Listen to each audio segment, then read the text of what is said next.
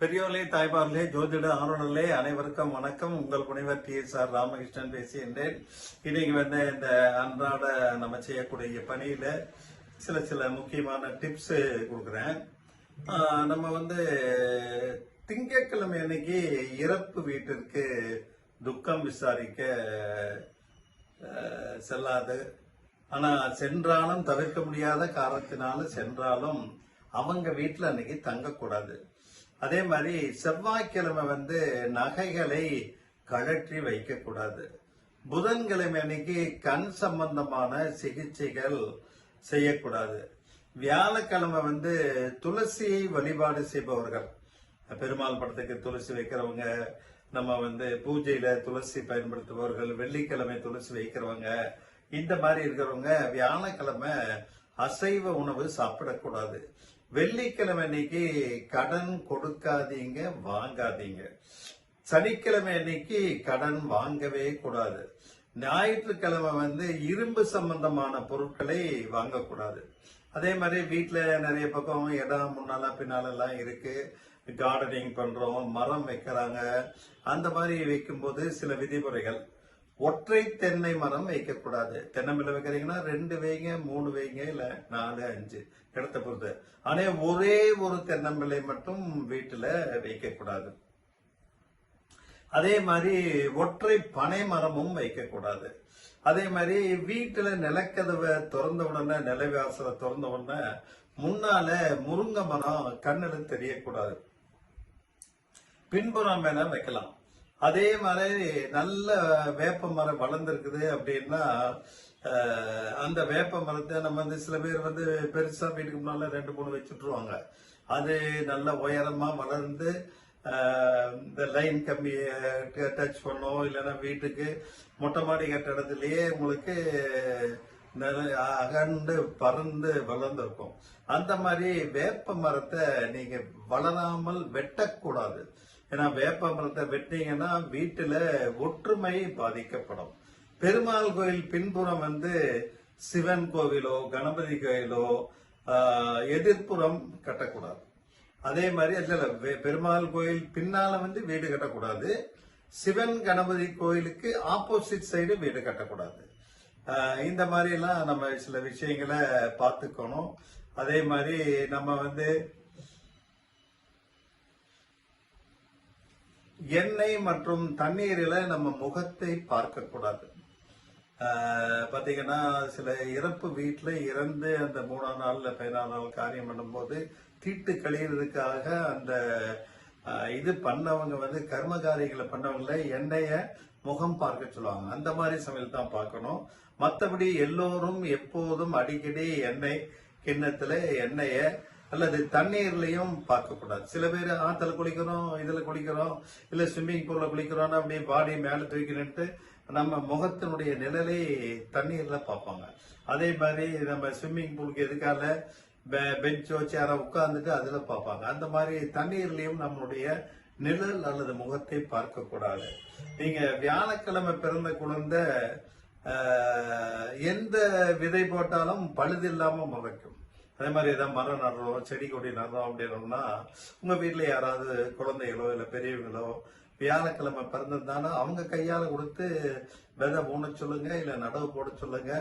அப்பளுக்கு இல்லாமல் நல்ல முறையில முளைத்து வரும். வெள்ளிக்கிழமை பெண் குழந்தை வீட்டில் பிறந்தால் மகாலட்சுமி வருவதாக அர்த்தம்.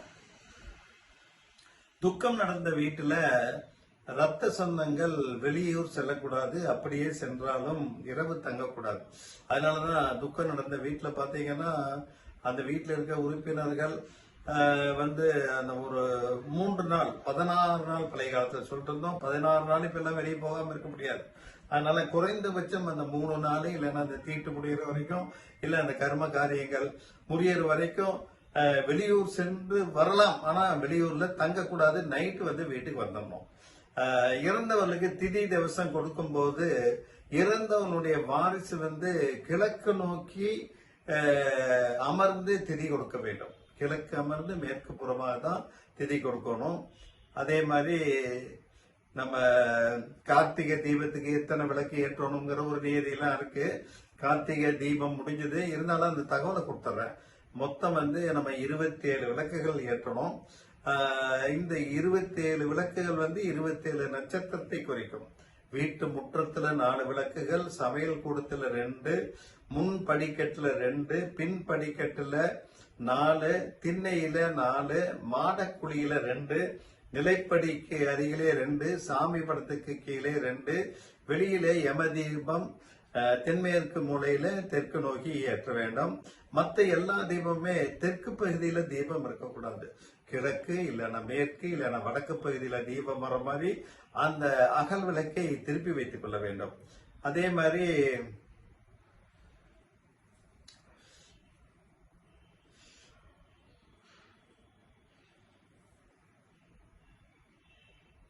நம்ம வந்து வீட்டுல செய்யக்கூடாத சில விஷயங்கள், அதுல அலட்சியமாகலாம் பார்க்கக்கூடாது.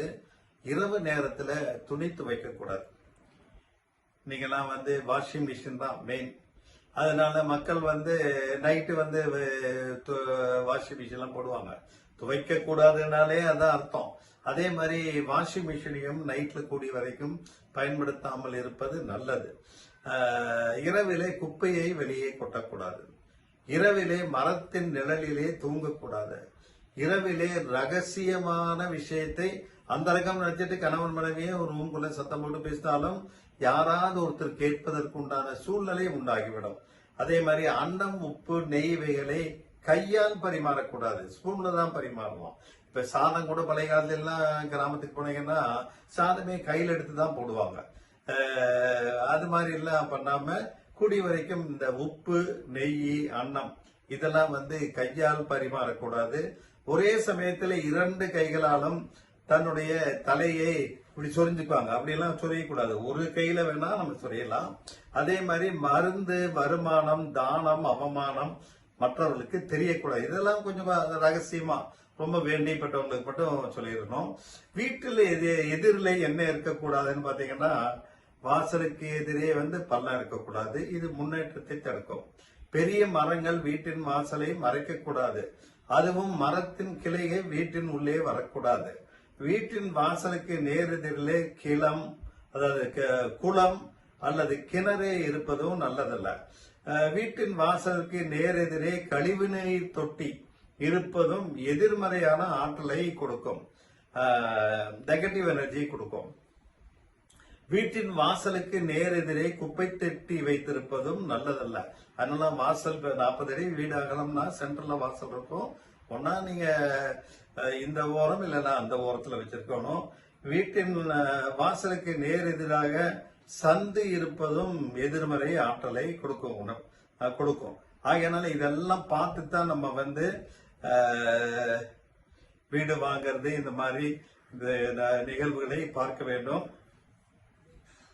வீட்டு வாசப்படியில நாம் அணிந்து உபயோகப்படுத்திய கிழிந்த பழைய துணிகளை கால் மிதியாக வைக்கக்கூடாது.